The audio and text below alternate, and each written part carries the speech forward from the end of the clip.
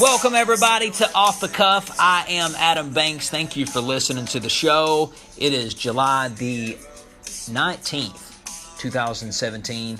Beautiful hot day outside.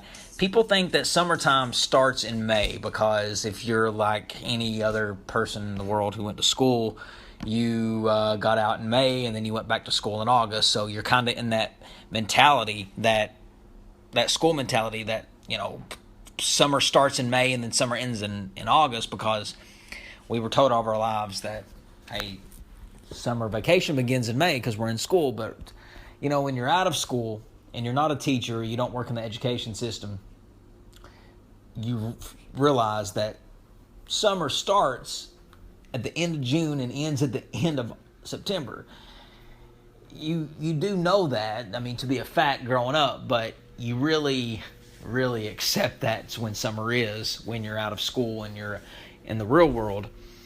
And we're dead set in the summer. I mean, it's July and summer just began. I heard somebody made a comment the other day. They said, oh, summer's almost over. What are you talking about? Summer has just begun. It's July. There's still the rest of this month, all of August, and most of September to go.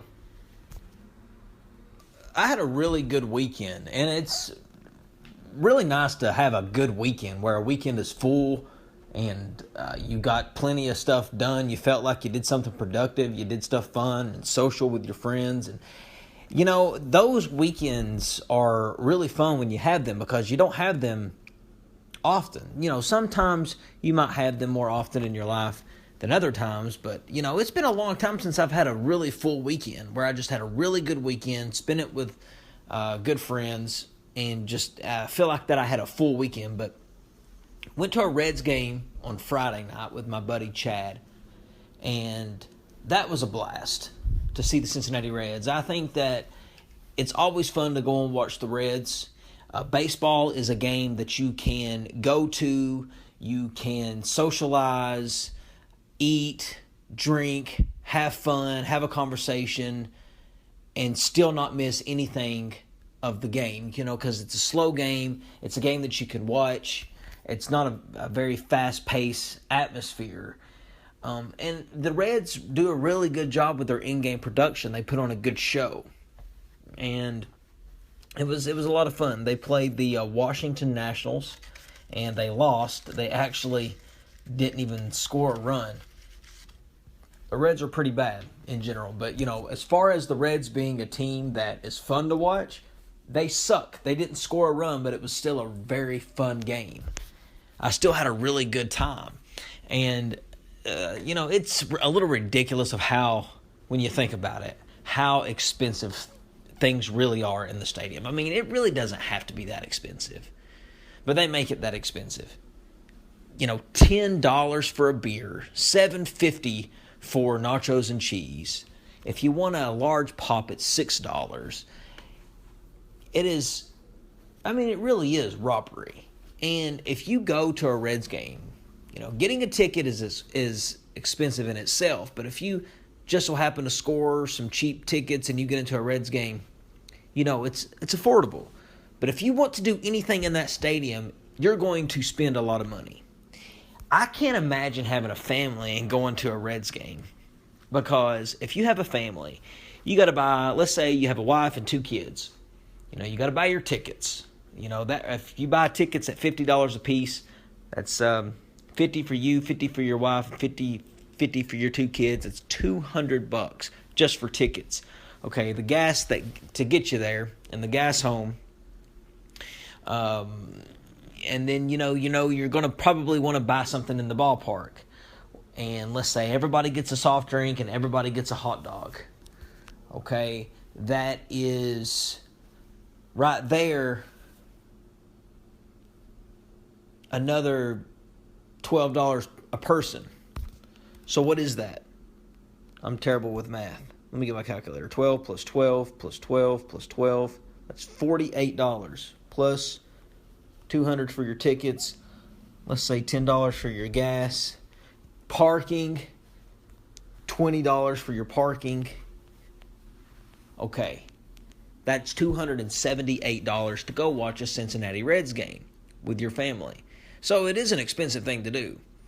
Just yourself, I mean, it depends on how much you want to drink. You know, if you want to go and you want to drink, and you want to drink 4 or 5 beers, you know, you're going to spend $50 for 5 beers. It's expensive. I suggest that you eat before the game, sneak in some alcohol if you can, if you want to drink, and then, you know, go into the Reds game and have fun. But buying stuff in the stadium, it's not really worth it. It is a fun place to go, though. I've always enjoyed going to the Reds. I have great memories of watching the Cincinnati Reds ever since I was a kid. My first Reds game, I'll never forget, it was a St. Louis Cardinals Reds game, 2004. I went with my buddy Ryan and his uncle Dale and his dad Herbert. And we all went and stayed in Cincinnati, downtown Cincinnati, stayed in the Marriott. And it became kind of a tradition where we did that every single summer. And, you know, I had a really good time. You know, Ryan Mullins has been on the show before. He's done some sports shows with us. But that became a tradition to go to Cincinnati every single summer and watch the Reds. And I always look forward to that every single year. But that was a tradition that was unfortunately broken because a lot has happened since then. You know, kind of just people got busy. People stopped liking the Reds. But I always try to make it to a Reds game at least once a year. And I went to a Reds game this past weekend, and I'm actually planning on another Reds game this coming weekend. I'm not really for sure who they play. I was hoping to go to the Dodgers game, but I don't think that's happening this weekend. But the Reds, it's always fun to watch them. It is. But also this weekend, I went and visited one of the most fascinating things I've seen in a long time. It was an exact replica of Noahs Ark.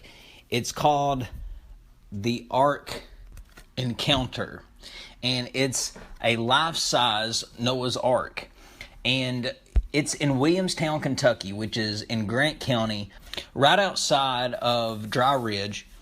And this Ark Encounter, this place, is unlike anything I've ever seen. If you like museums, if you like architecture, if you enjoy walking around and looking at educational things, this is the place for you. Because there's a lot of walking and a lot of reading that is involved in this. I don't necessarily think the Ark itself is a place that kids will like because it could get boring to them. There's not a lot of lights and explosions and roller coaster rides that kids get on. But there are things there that kids can do. There's a zoo there, and kids like zoos, right? There's zip lining there. So there are things that are entertaining that a whole family can do. But I really just enjoyed the Ark part of it, looking at the Ark. And it makes you want to go home, read your Bible, study the Noah's Ark story. And it was pretty cool. They had animals, all the different animals that were on the Ark. They had like little fake animals. They had like fake mannequins to kind of make it more realistic around the Ark. But overall, it was a pretty cool experience. I loved it. Speaking of the zoo, I did go to the zoo for the first time, rode a camel. His name was Buddha, rode around on him. That was pretty cool. I felt like I was in Saudi Arabia about to make a deal with people from a foreign land. Felt like I was somebody important riding on a camel because, hey, that's what they do. They ride around on camels over there. But I asked, where does these camels come from? And they said they come from Africa, which was something I didn't know. I thought they come from, I don't know, somewhere, some desert. But no, they come from Africa. And the fascinating thing about camels is they don't really get tired easy. They don't get thirsty. They don't get hungry. They do, but it takes them a while before they absolutely need to eat. So it's a good thing to ride around on. And that's why a lot of people ride around on those things overseas. But that was cool. I had a really fun time. So, if you add that Ark experience and you add the Reds baseball game, my weekend was pretty full, and I had a really, really good weekend.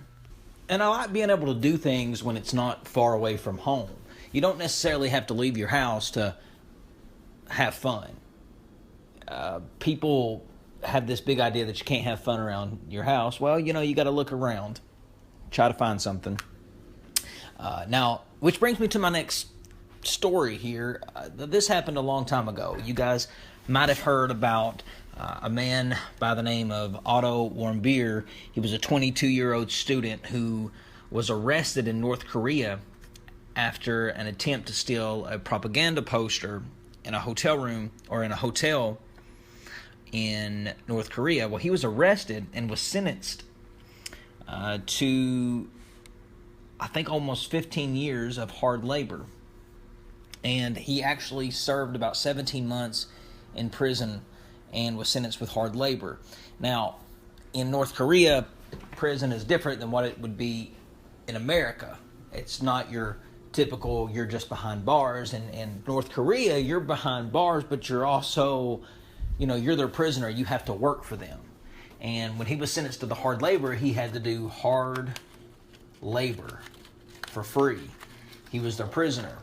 And this gentleman was, he definitely made a mistake. He probably didn't know the repercussions of something something so serious that he did. He didn't think it would be that serious. He might have thought, it was a slap on the wrist. If you get caught trying to steal something, you might get a citation, or you might get a slap on the wrist. No, he actually got sentenced to years and years in prison in North Korea. And everybody thinks that North Korea was using this kid as an example to anyone coming over to North Korea, especially Americans, that don't cross them, or they will take you and put you in prison, and there's nothing that anybody in America could do. Obama tried to have him pardoned, but it didn't work. Now, since Trump has been in office, he did what Obama couldn't do, and he got the guy released from prison,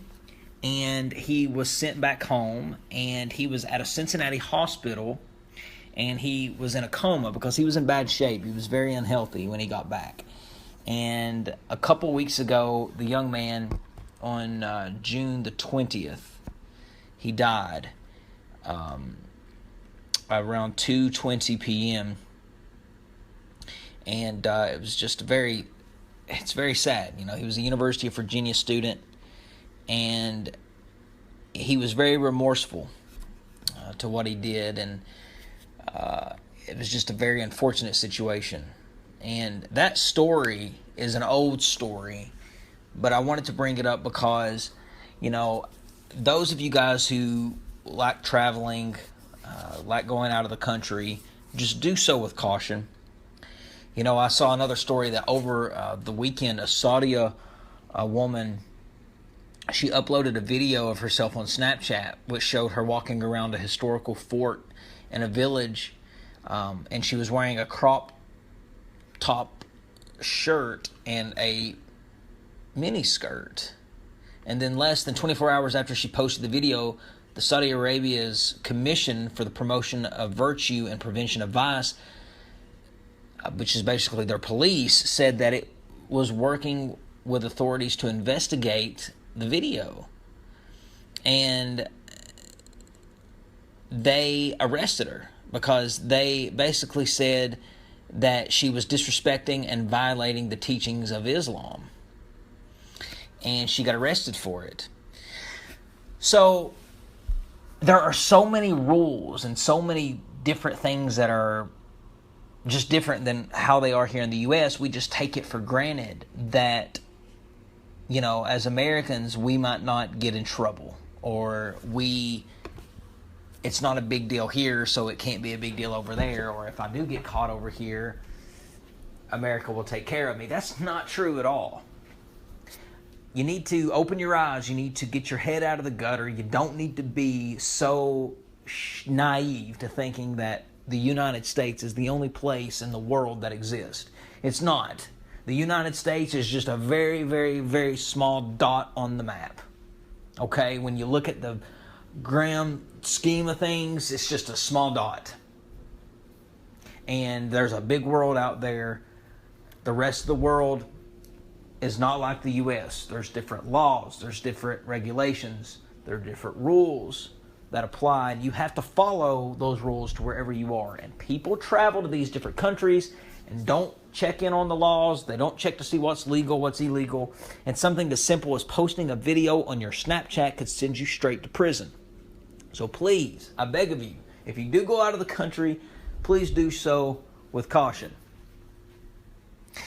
Because you could find yourself just like the gentleman from Cincinnati who ended up getting arrested in North Korea, or you could find yourself like this woman in Saudi Arabia who got arrested for wearing a crop top. I mean, it's scary. But I've got smart listeners. I'm not saying that. I'm not doubting your intelligence. All I'm saying is just travel with caution. And you don't have to go far to have fun. Well, ladies and gentlemen, this has been Adam Banks with Off the Cuff. Thank you for listening to the show. I'll see you in the next episode.